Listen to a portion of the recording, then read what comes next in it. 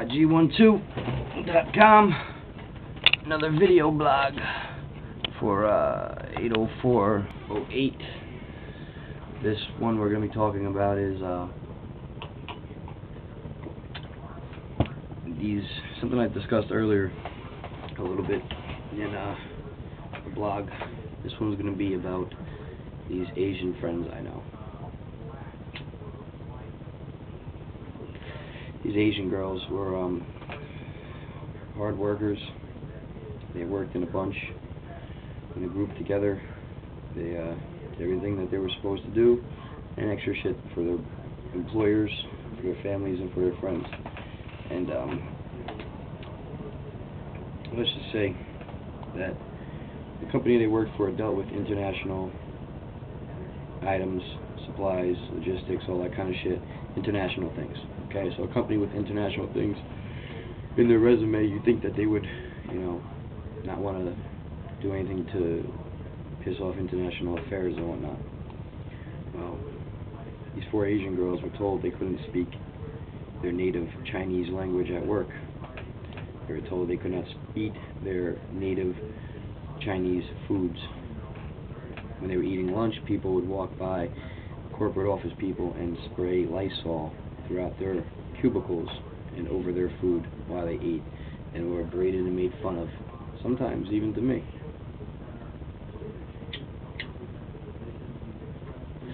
It was disgusting. It was completely dealt with wrong. It was racism. It was in the office racism.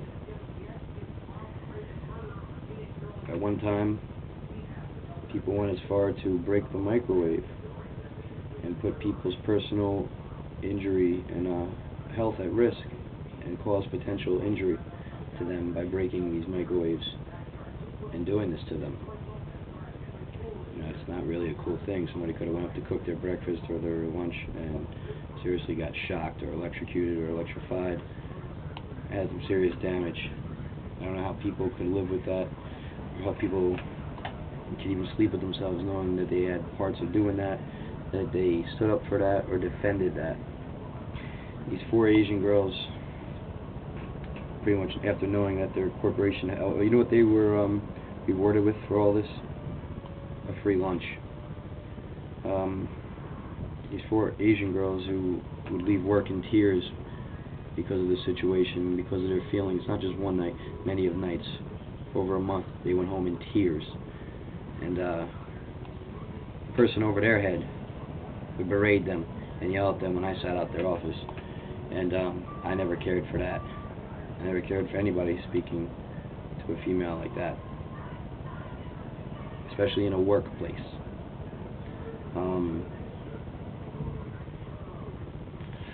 These four Asian girls, after feeling alienated and racism against from their employee, felt only right that they should not be there anymore, especially after being told they could not speak their native language to each other when they were the entire department.